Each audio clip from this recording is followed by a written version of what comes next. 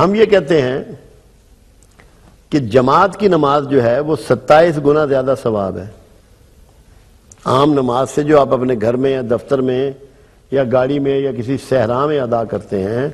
جو نماز آپ مسجد میں ادا کرتے ہیں اس کا ثواب 27 گنا زیادہ ہے، یعنی کہ 27 گنا زیادہ، بہت بڑی فگر ہے۔ اور اب ذرا آپ اندازہ لگائیے کہ یہ کتنی بڑی اجتماعی عبادت ہے۔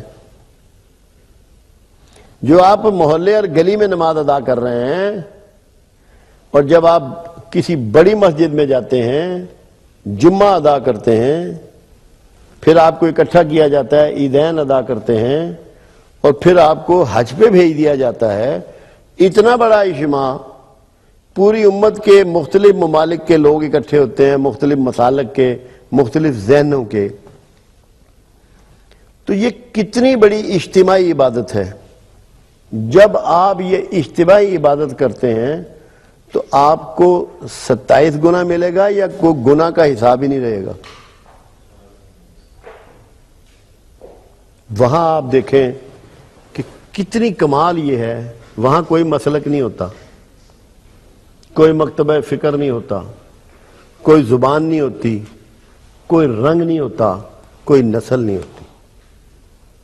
تو جو عبادت کا سب سے بڑا شعبہ ہے وہ یہ اس سے کہ اگر آپ اس جذبوں سے نکل جائیں، ان منفی سوچوں سے اور منفی انداز کو ترک کر دیں، اور آپ کے پیش نظر کوئی قابل نفرت نہ رہے، آپ میں اور اس میں کسی میں تفریق نہ رہے، وہ پوزیشن بنتی ہے حج پہ آپ کی۔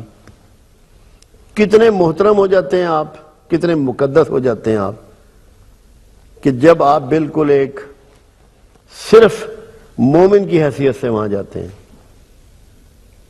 اللہ کے دعوت پہ وہاں جاتے ہیں۔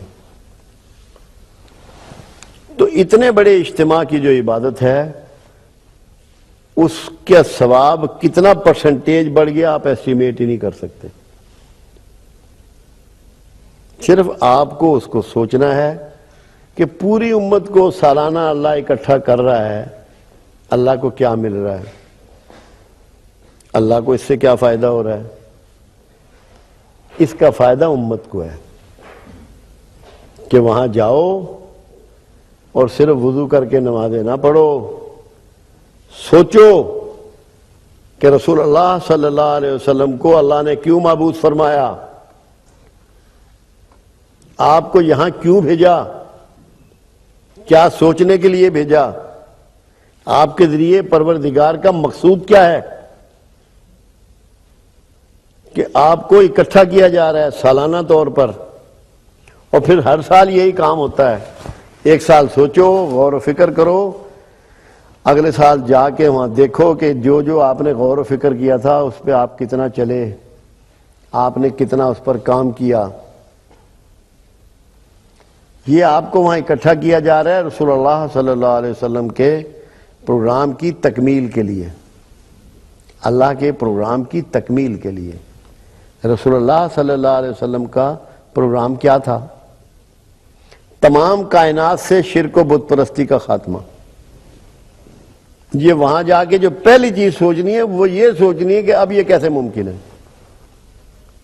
اور ہمیں اس بارے میں کیا کرنا چاہیے، کیونکہ رسول اللہ صلی اللہ علیہ وسلم کو ظاہرہ اتنی ہی عمر ملی کہ خطہ عرب تک یہ کام ہو سکا، ابھی پوری دنیا باقی ہے اور بے شمار جگہ پہ شرک و بت پرستی جاری ہے۔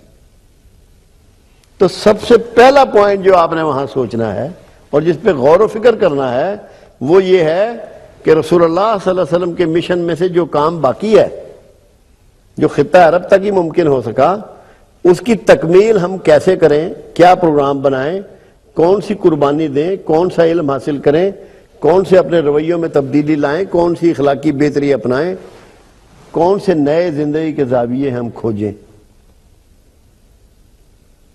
اگر اتنا بڑا اجتماع ہے اور آپ خطبہ حج کا سن کر عرفات سے واپس آ جاتے ہیں تو کیا لائے، کیا پرفارم کیا؟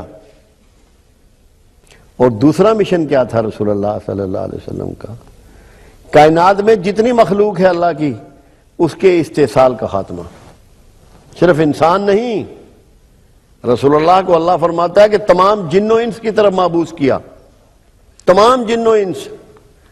اب جن میں ہر وہ مخلوق آتی ہے جو چھپی ہوئی ہے، جو ظاہر نہیں ہے، اور انس میں ہر وہ مخلوق آتی ہے جو سانس لینے والی ہے. تو تمام کی طرف اللہ نے اللہ کے رسول صلی اللہ علیہ وسلم کو مابعوث فرمایا. تو ہمارا مشن یہ ہونا چاہیے کہ ہمیں وہاں غور کرنا ہے، فکر کرنا ہے، کوشش کرنی ہے، مشورے کرنے ہیں کہ دنیا سے تمام مخلوقات کے لیے استحصال کو ہم کیسے ختم کر سکتے ہیں. ایسے نہیں اللہ نے اتنی بڑی دعوت دی اور آپ کا وہاں اہتمام کیا اور آپ کا میزبان پروردگار عالم ٹھہرا. مقصود ہے اللہ کا کوئی کام روایتی ہو سکتا ہے، اللہ کا ہر کام حکمتوں سے پر ہوتا ہے، دانائیوں سے پر ہوتا ہے، باقاعدہ پروگرام ہوتا ہے. تو اس اجتماعی عبادت کو اس کے صحیح تناظر میں دیکھیں اور سمجھیں کہ مقصود کیا ہے.